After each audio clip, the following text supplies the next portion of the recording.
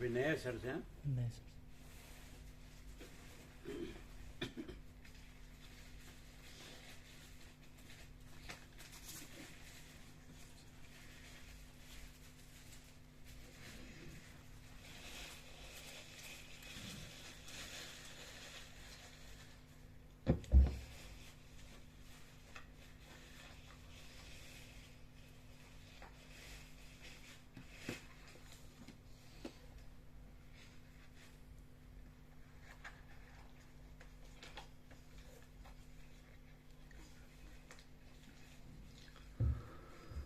સદગ્રંથોમાં શિરોમણી શ્રી યોગ વાસિષ્ઠ મહારામાયણ શ્રી એક વૈરાગ્ય પ્રકરણ સર્ગ પહેલો વાલ્મીકી તથા અરિષ્ટનેમિનો સંવાદ।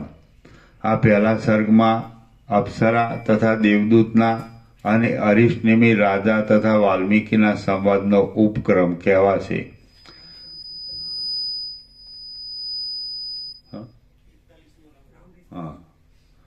રાઉન્ડ 41મો।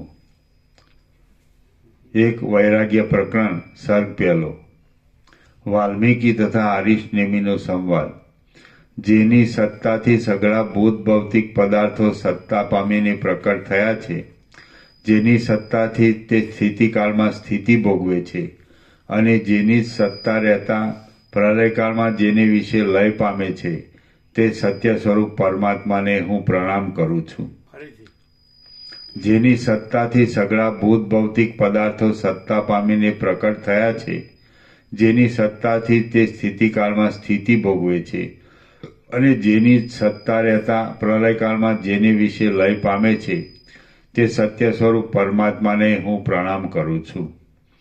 જાણનાર, જાણવું અને જાણવાના વિષયરૂપ પદાર્થો, જોનાર, જોવાનું સાધન અને જોવાના વિષયરૂપ પદાર્થો, તેમજ કરનાર, ક્રિયા અને ક્રિયા ઉત્પન્ન કરવાનું નિમિત્ત એ સઘળા જેની સત્તાથી થયા છે, તે જ્ઞાન સ્વરૂપ પરમાત્માને હું પ્રણામ કરું છું।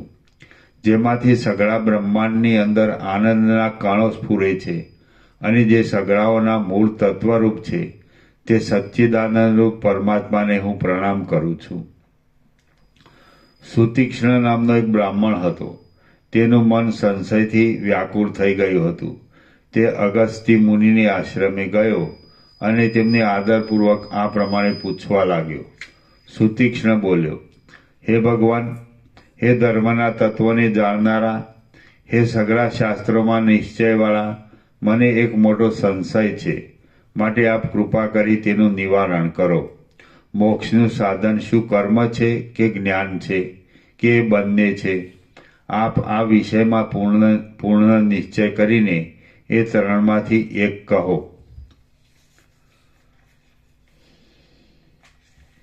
અગસ્ત્ય બોલ્યા, આકાશમાં જેમ પક્ષીઓની ગતિ બંને પાંખોથી જ થાય છે, તેમ જ્ઞાન અને કર્મ એ બંને સાધનથી જ મોક્ષ પ્રાપ્ત થાય છે। એકલા કર્મથી કે એકલા જ્ઞાનથી મોક્ષ થતો નથી, પણ બંનેથી મોક્ષ થાય છે। આથી જ્ઞાન અને કર્મ એ બંને મોક્ષના સાધન છે, એમ મહાત્માઓ જાણે છે। કર્મ ચિત્ત શુદ્ધિ દ્વારા પરંપરાથી મોક્ષનું સાધન છે, અને ચિત્ત શુદ્ધિ થયા પછી કર્મની અપેક્ષા નહીં રાખતા કર્મત્યાગપૂર્વક એકલું જ્ઞાન જ મોક્ષનું સાધન, સાક્ષાત સાધન છે। આ વિષયમાં પૂર્વે થયેલો એક ઇતિહાસ હું તારી પાસે કહું છું। પૂર્વે કારુણ્ય નામનો એક વેદ ભણેલો બ્રાહ્મણ હતો। તે અગ્નિવેશ્યનો પુત્ર હતો અને ગુરુને ઘેર રહી વિદ્યા ભણ્યો હતો।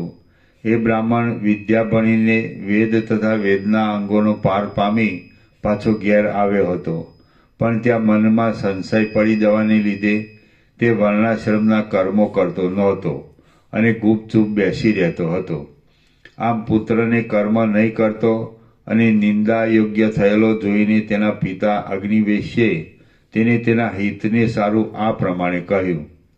અગ્નિવેશ્ય બોલ્યા, હે પુત્ર, તું તારા કર્મનું કેમ પાલન કરતો નથી? કહે, તું કર્મોમાં લાગ્યા વિના શી રીતે સિદ્ધિ પામીશ, અને કર્મોથી અટકવાનું શું કારણ છે તે પણ કહે। કારુણ્ય બોલ્યો, જીવતા સુધી અગ્નિહોત્ર હોમવું અને નિત્ય સંધ્યોપાસન કરવું એ પ્રવૃત્તિરૂપ ધર્મ શ્રુતિએ અને સ્મૃતિએ કહેલો છે.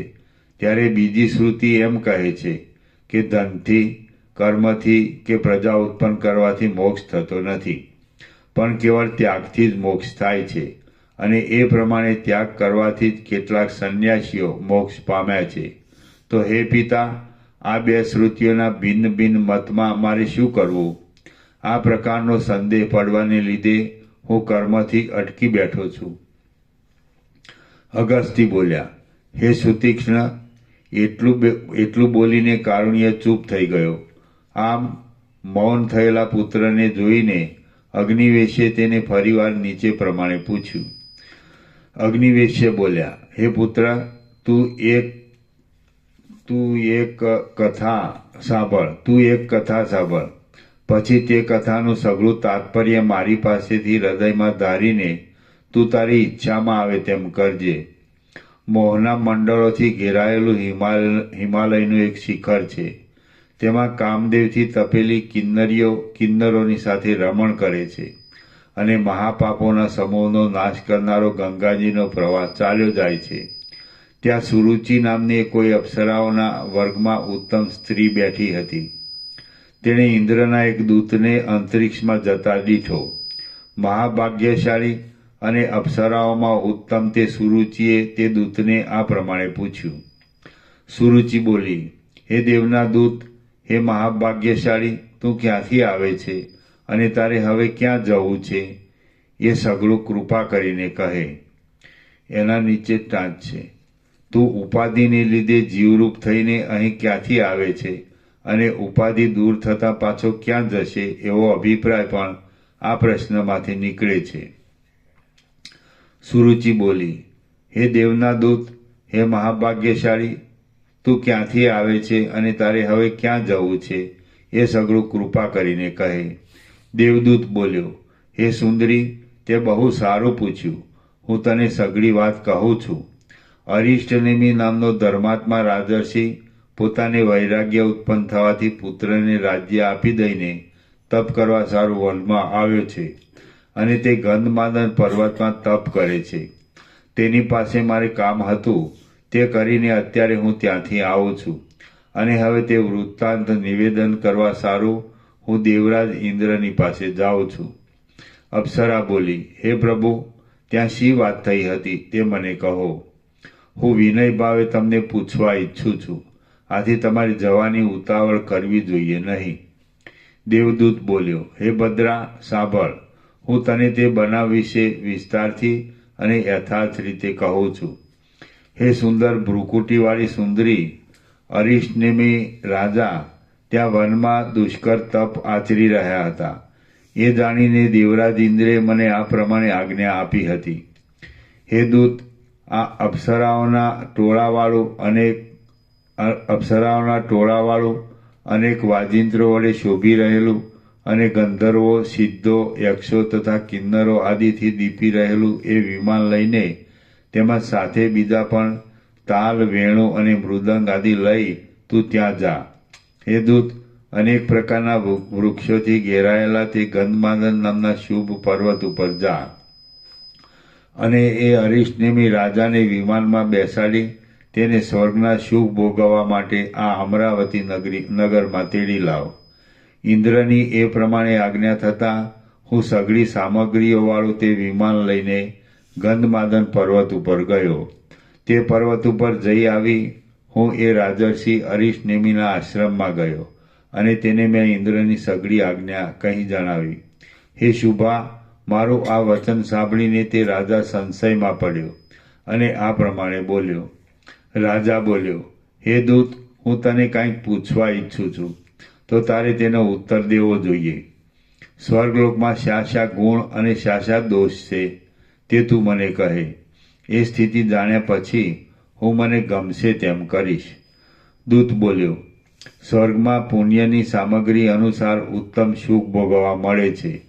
ઉત્તમ પુણ્ય કર્યું હોય તો ઉત્તમ સુખ મળે છે.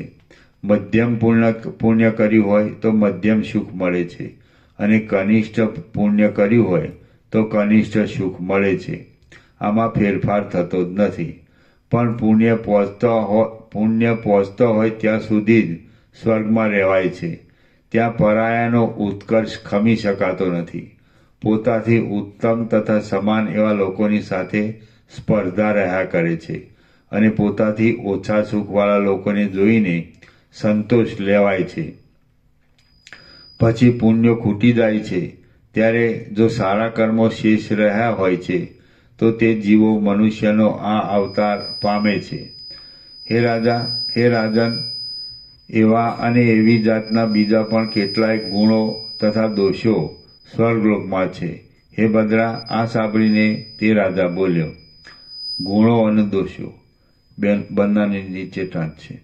ગુણો એટલે મનુષ્યના કરતા વિશેષ સ્વતંત્રતા, ઈચ્છાનો અભિઘાત ન થવો, સર્વદા યુવાવસ્થા રહેવી અને શરીરની નિરોગી સ્થિતિ ઇત્યાદિ ગુણો. દોષો મરણનું જ્ઞાન હોવાથી થતો ભય ઇત્યાદિ દોષો. રાજા બોલ્યો, હે દેવદૂત, આવા ફળવાળા સ્વર્ગને હું ઈચ્છતો નથી. સર્પ જેમ જૂની કાચડીને છોડી દે છે તેમ હું તો હવે મહા ઉગ્ર તપ કરીને આ અશુદ્ધ શરીરને છોડી દઈશ. તપથી પાપ કર્મનો સમૂળ નાશ થઈ જશે અને પુણ્યો રાગ નહીં હોવાને લીધે બીજો જન્મ આપી શકશે નહીં. માટે આ દેહ પડી જતાં જ મને મોક્ષ મળશે. હે દેવદૂત, તું જેમ આવે છે તેમ જ પાછો ઇન્દ્રની પાસે આ વિમાન લઈને ચાલ્યો જા. હું તને પ્રણામ કરું છું. દેવદૂત બોલ્યો, હે બદ્રા, રાજાએ આ પ્રમાણે કહ્યું એટલે હું એ વૃત્તાંત નિવેદન કરવા માટે ઇન્દ્રની સભામાં ગયો.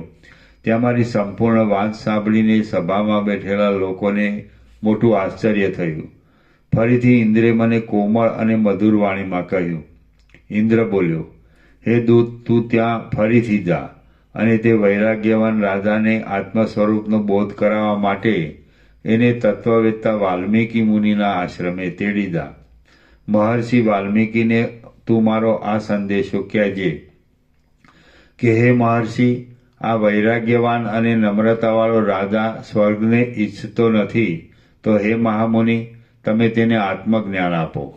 એટલે સંસારના દુઃખોથી કાયર થયેલો આ રાજા ક્રમપૂર્વક મોક્ષ પામશે. આ પ્રમાણે આજ્ઞા કરીને ઇન્દ્રે મને પાછો તે રાજર્ષિ પાસે મોકલ્યો.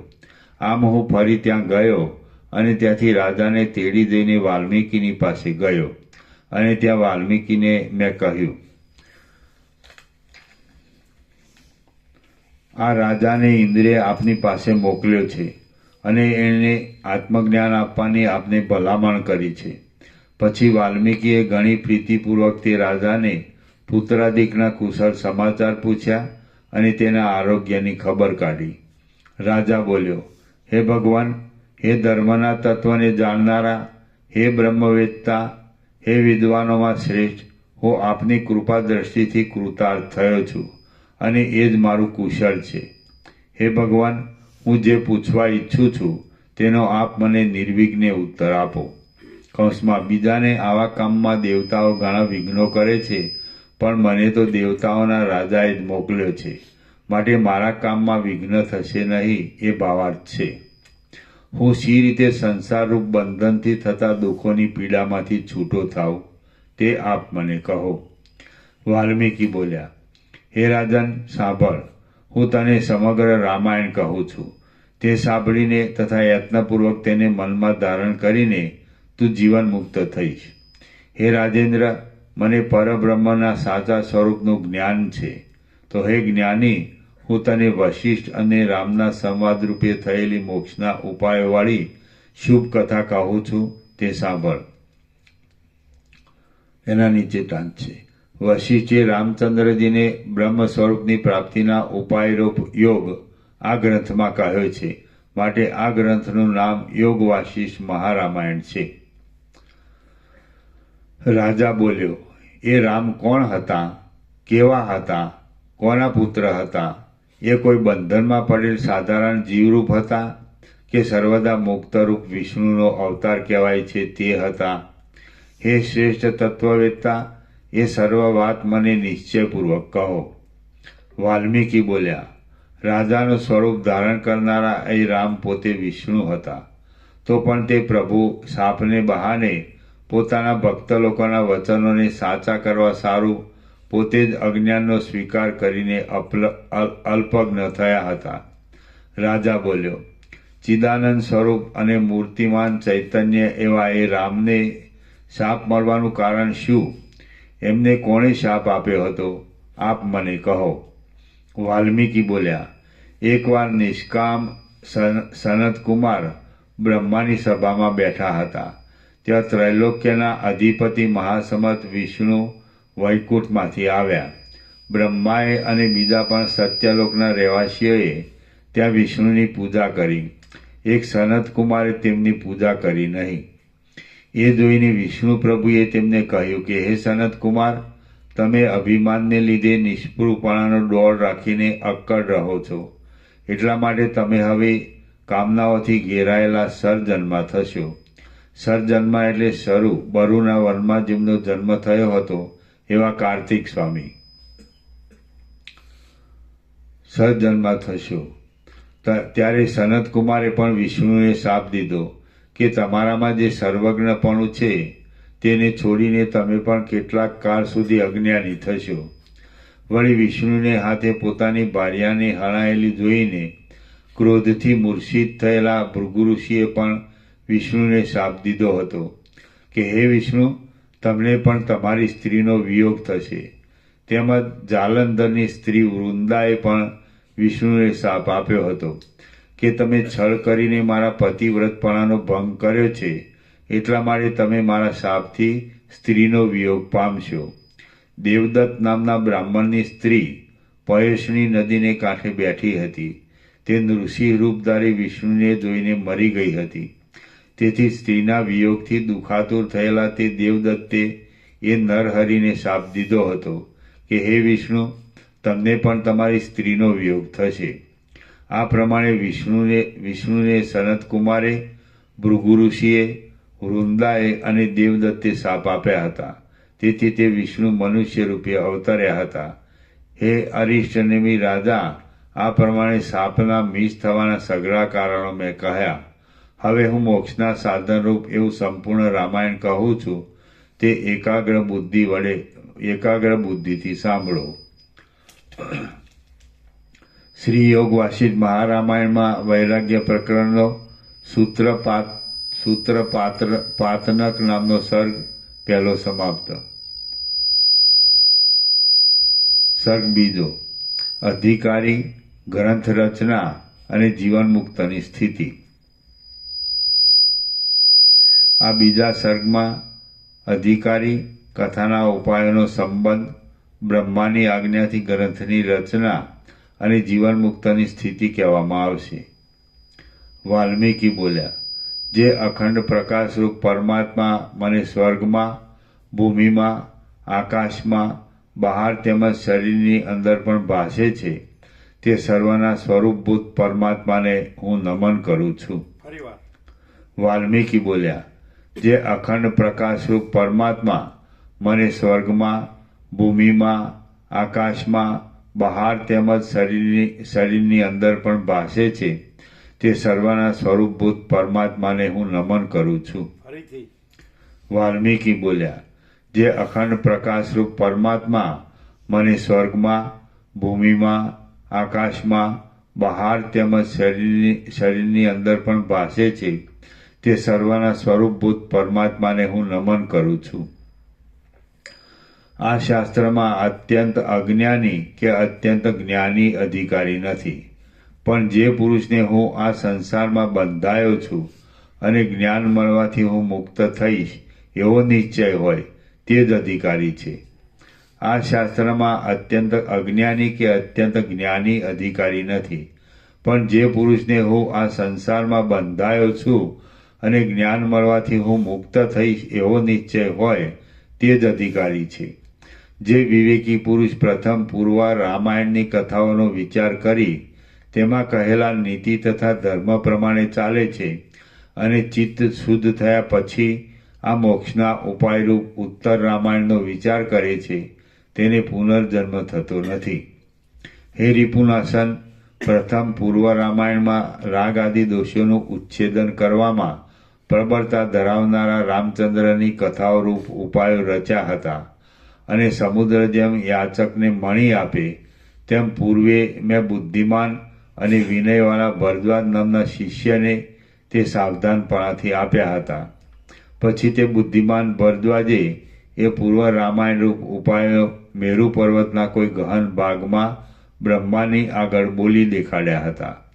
એટલે લોકોના પિતામહ અને ઉદાર મનવાળા ભગવાન બ્રહ્માએ સંતોષ પામીને ભરદ્વાજને કહ્યું કે હે પુત્ર, તું મારી પાસેથી વર માગ.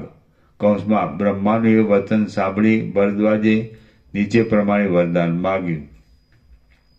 ભરદ્વાજ બોલ્યા, હે ભગવાન, હે ભૂત ભવિષ્યના સ્વામી, જે ઉપાયથી જનતા સંસારરૂપી દુઃખમાંથી મુક્ત થાય તે ઉપાય કહો. હમણાં તો મને એ જ વરદાન રૂચે છે. બ્રહ્મા બોલ્યા, હે પુત્ર, આ વિષયમાં તું પ્રયત્નપૂર્વક તારા ગુરુ વાલ્મીકીની સત્વર પ્રાર્થના કર કે તમે આ જે અનિંદિત રામાયણ કરવા માંડ્યું છે તે પૂરું કરો. એ રામાયણ પૂરું થયા પછી સાંભળવામાં આવશે તો લોકો જે પ્રમાણે અપાર ગુણવાળા સેતુ રામે બાંધેલા પુલથી સમુદ્રનો પાર પામે છે તે પ્રમાણે મનુષ્ય અપાર ગુણવાળા એ રામાયણથી સઘળા મોહને પાર કરી જશે. વાલ્મીકી બોલ્યા, પ્રાણીઓને ઉત્પન્ન કરનાર એ બ્રહ્મા આ પ્રમાણે ભરદ્વાજને કહીને તે ભરદ્વાજની સાથે જ મારા આશ્રમે આવ્યા. મેં તે દેવની તરત અર્ઘ્ય તથા પાદ્ય આદિથી પૂજા કરી. પછી મહાન સત્વવાળા અને સર્વ પ્રાણીઓનું હિત કરવામાં તત્પર રહેનારા તે બ્રહ્માએ મને કહ્યું, હે મહામુનિ, તમે રામના સ્વભાવનું વર્ણન કરવાને સારું આ જે ઉત્તમ ગ્રંથ રચવા માંડ્યો છે તે તમે કાયર થઈને વચમાં જ છોડી દેશો નહીં. તમારે તેને સમાપ્ત કરવો જ જોઈએ. કારણ કે લોકો જેમ નૌકાથી જળ સમુદ્રને પાર કરે છે તેમ તેઓ એ ગ્રંથથી તુરત આ સંસારરૂપી સંકટ પાર કરશે. હું તમને આ ભલામણ કરવા સારું જ અહીં આવ્યો છું. માટે લોકોના હિત માટે તમે એ શાસ્ત્ર પૂરું જ કરો. બ્રહ્માએ મને આ પ્રમાણે કહ્યું પછી જેમ જળનો થોડી વારમાં ઉઠેલો મોટો તરંગ થોડી જ વારમાં અદૃશ્ય થઈ જાય તેમ તે ભગવાન પણ મારા એ પવિત્ર આશ્રમમાંથી અદૃશ્ય થઈ ગયા. તે સમયે મને ભારે આશ્ચર્ય થયું હતું. એટલે ભગવાન બ્રહ્મા ગયા પછી મેં ચિત્તને સ્વસ્થ કરી ભરદ્વાજને પૂછ્યું કે હે ભરદ્વાજ, બ્રહ્માએ મને આ શું કહ્યું તે તું તુરત મને કહે. મેં આ પ્રમાણે કહ્યું ત્યારે એ ભરદ્વાજે મને ફરી નીચે પ્રમાણે કહ્યું. ભરદ્વાજ બોલ્યા, તમે જેમ પૂર્વ રામાયણ કર્યું છે તેમજ સર્વ લોકોના હિત માટે તમે સંસારરૂપ સમુદ્રમાંથી ઉદ્ધાર કરે એવું ઉત્તર રામાયણ પણ કરો. એમ ભગવાને આપને કહ્યું છે.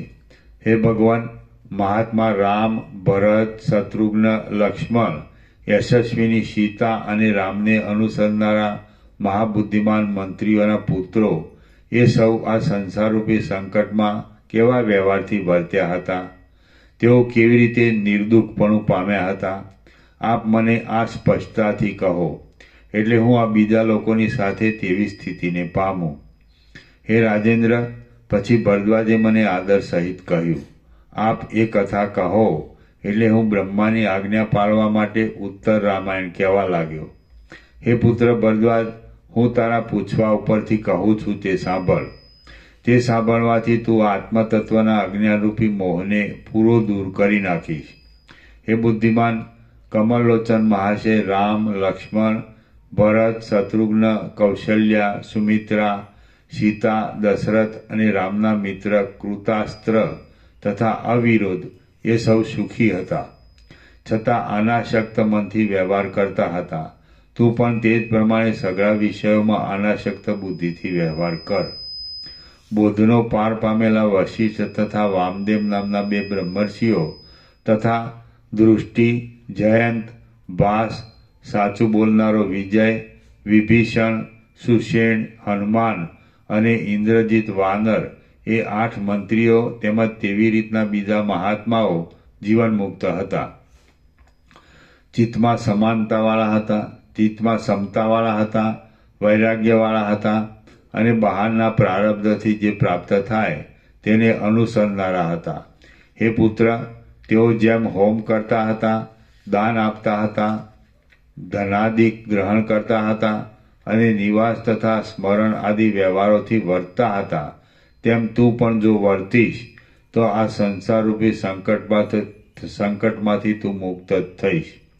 આ અપાર સંસારરૂપી સમુદ્રમાં પડેલો હોવા છતાં પણ જે માણસ સરસ મુક્તિ મેળવી ઉત્તમ જ્ઞાનરૂપી બળને દ્રઢ કરે છે, તે માણસ શોક પામતો નથી, તેમ દીનતા પણ પામતો નથી.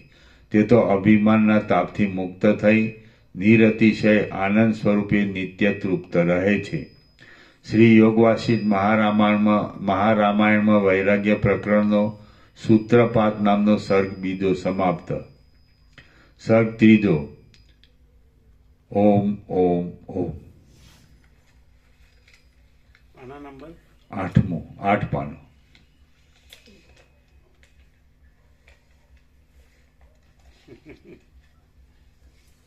प्रसाद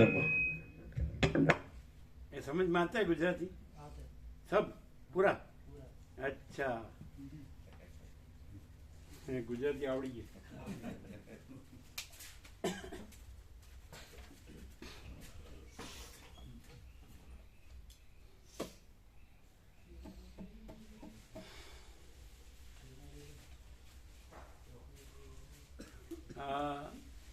સપ્ટેમ્બર ના 17 દિવસ, ઓક્ટોબરના 31 દિવસ, નવેમ્બરના નહીં, ઓગસ્ટથી શરૂ થયું હતું ને, ઓગસ્ટના 17.5 દિવસ, સપ્ટેમ્બરના 30, ઓક્ટોબરના 31,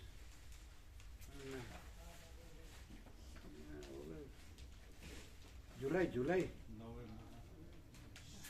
તારીખ લખી હશે. જુલાઈ તમે લખી, તમે નોંધી છે?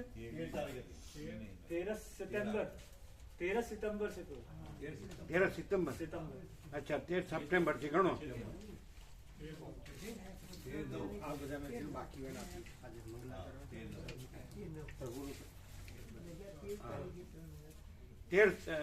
13 સપ્ટેમ્બર એટલે 17.5 દિવસ સપ્ટેમ્બરના, ઓક્ટોબરના 31, નવેમ્બર ના એટલા દિવસમાં ના થાય. જુલાઈ હોગા, જુલાઈ.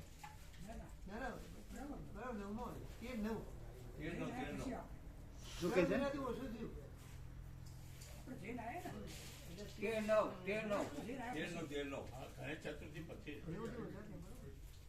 13/9 એના 17.5 દિવસ અને ઓક્ટોબરના 31 અને નવેમ્બરના 30 ખરા ને? 60 ને 61 ને 10, 71 ને 7, 78, 78, 78 અને 6. બરાબર. 84, 84, 85, 84, 85 દિવસ. બરાબર, 85 દિવસ. બરાબર ને? હા, એટલે આપણે 90 કહીએ છીએ, એટલે 85 બરાબર. એટલે હવે આજની તારીખ નોંધી લો.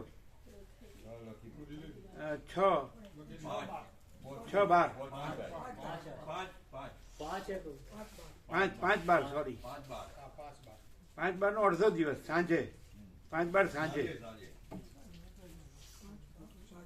એટલે 85 આઝાદી કમ મને 84.5,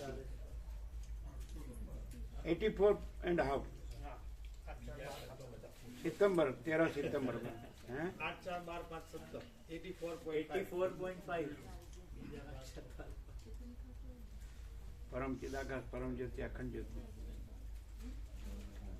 તમે પૂર્ણાવતી મંગલાચરણ 2 માં હાજર થઈ ગયા.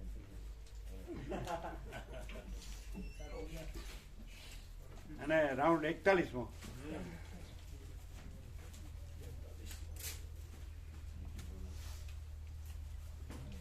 પેલું બરોબર આંટામાં આવી ગયું.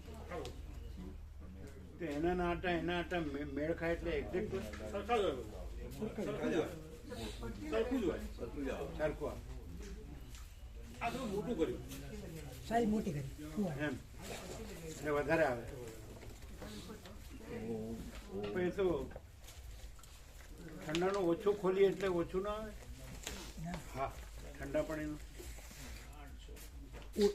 ઠંડા પણ ઓછું ખોલે ઓછું થાય પણ જરા ખોલીએ ને તો ફૂલ આમ વ્યાપ વધારે થઈ જાય પરીગ વધી જાય એનો. આપણે આ ઓછું ખોલ્યું હોય એટલે એટલું ઓછું આવે એવું નહીં ના ના એવું ના એ કેટલું ગરમ પાણીમાં ખોલીએ તો જ આખું આવે એવું નહીં ના તો? એ ગરમ પાણીમાં ઠંડુ પાણી એટલું ભળે એમ બાકી ગરમ માટે એ તો ફૂલ જ આવે એ તો ફૂલ જ આવે એ તો આખી ગરમ પાણી લાઈને જ અલગ હોય ને ઠંડુ આપણે ફૂલ કરીએ પ્રભુ તો ગરમ બંધ થઈ જાય फोर्स में कोई फर्क नहीं एक बंद ही એ તો अच्छा फोर्स में कोई फर्क नहीं पड़ता तो फिर इतना रखने और उतने से पूरा होता है कि रखने- ठंडा कम मिलता है और गर्म ज्यादा आता है तो उस माप से शरीर के माप से आता है बाकी फोर्स फोर्स तो फूल हाँ, फूल फोर्स आता है। फुल है આ ઠંડક પ્રમાણે ગરમ વધુ ઓછું કરી શકાય ના.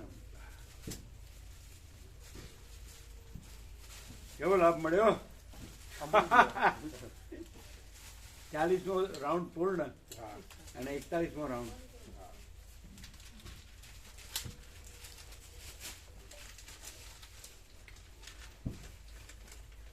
બ્રહ્મ કૃપા હિ કેવલમ આનંદ મંગલ ઓમ ઓમ ઓમ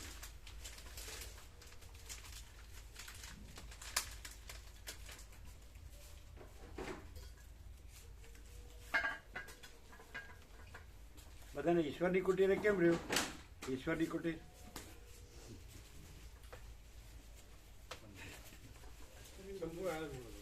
એમ શું કે બધા ભગવાનનો દિવ્ય ભાવ દિવ્ય લાભ આનંદ મંગળ સંપૂર્ણ બધા વાંચતા હતા કે નહીં અંદર બધું અને પ્રકાશ હા મોડીમાં એ બધું વાંચ્યું ને આ બધું હોય ફોટો બી લીધા બધા મોબાઈલમાં ફોટો લીધા હતા એમ બધા વચનામૃત સંપૂર્ણ પ્રકાશ પ્રકાશ પ્રકાશ એ બળદેવ પ્રભુ બધા મહાત્માઓ નું કે બધા મહાત્માઓ છે તેમનો મેઇન મૂળ અને ટોપનો જે એમનો જે સ્પિરિટ હોય પ્રકાશ હોય એ લખ્યા પડે ફટાફટ લખ્યા પહેલા દરેક મહાત્માઓના જે પૃથ્વીમાં જે થયા ને બધા એ દરેકમાં એ વચનામૃત લખ્યા છે ને નીચે એક તો 7 બનાયા હતા 7 હા બધે સ્કૂલોમાં રાખવા એટલે એમાં બધો સાર આવી જાય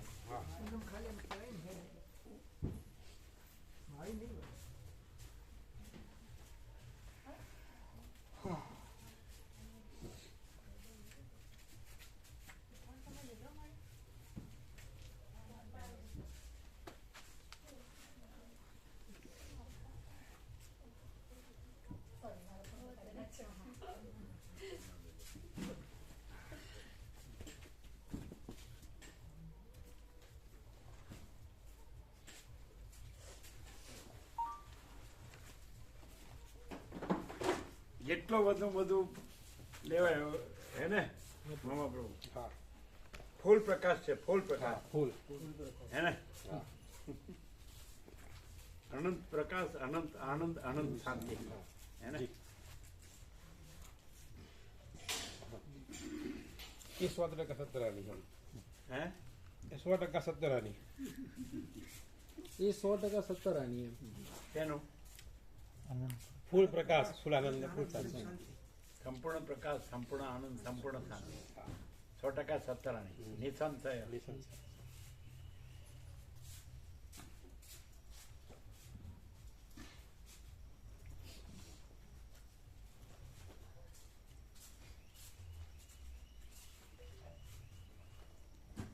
પરમ કૃપાળુ પરમાત્માની અસીમ કૃપાથી પરમ ચિદાકાશ પરમ પદ પૂર્ણ વિશ્રામ પરમ કૃપાળુ પરમાત્માની અસીમ કૃપાથી પરમ ચિદાકાશ પરમ પદ પૂર્ણ વિશ્રાંતિ પૂર્ણ શાંતિ એને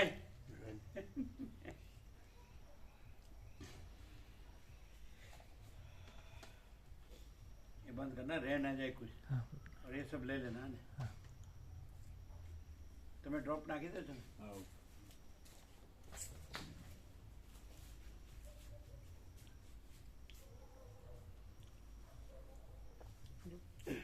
પ્રભુ આજનો ફોટો લઈએ કાજે મંગલાચરણ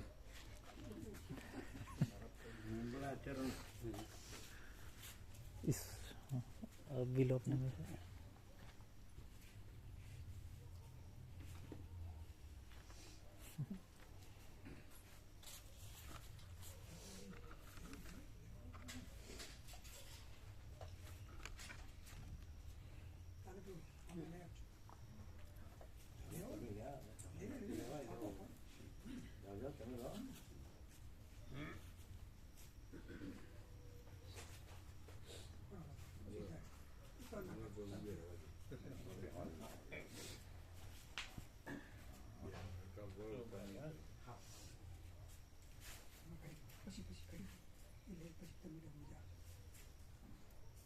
ક્યાં છે ફોકસ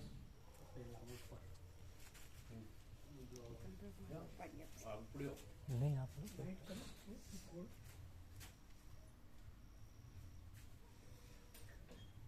હા બરોબર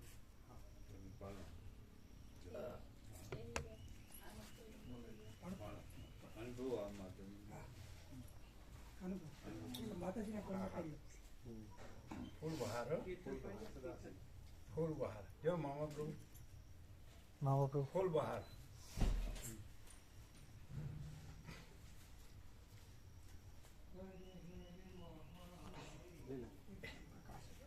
હા ફૂલ લાઈટ ફૂલ માતાજીનો ફોટો પાડીએ મોબાઈલમાં हाँ, एक ही करके रुक जाओ। ફોકસ ક્યાં છે? અહીંયા હમ.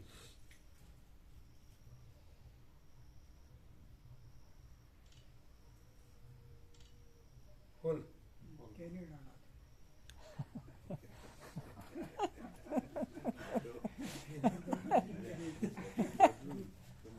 હા હા ફૂલ લાઈટ છે હો. કેનેડાનો જો રે ફૂલ ફૂલ એમાં ફોકસ ક્યાં છે?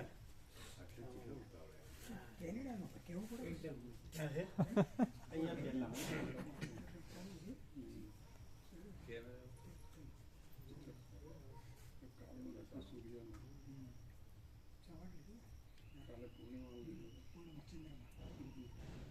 ફૂલ ફૂલ બધા ફૂલે ફૂલ એક એક ફૂલ ફૂલ લાઈટ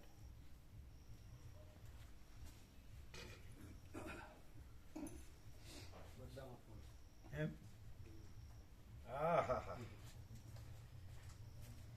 એકદમ ફૂલ જો માતાજી જો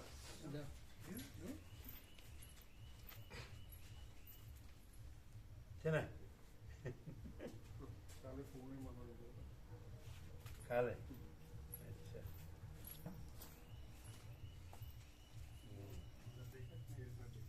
હમ?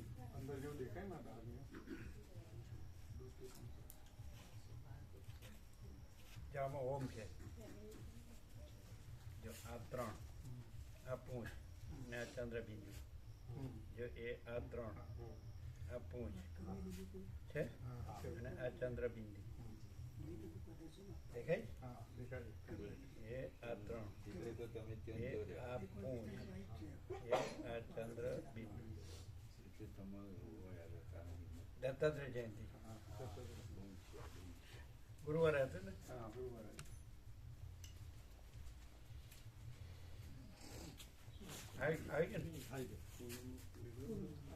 ચંદ્રમાં ત્રણ લીધા ને ત્રણે ત્રણ ફૂલ લાઈટ છે ત્રણે ત્રણ ફૂલ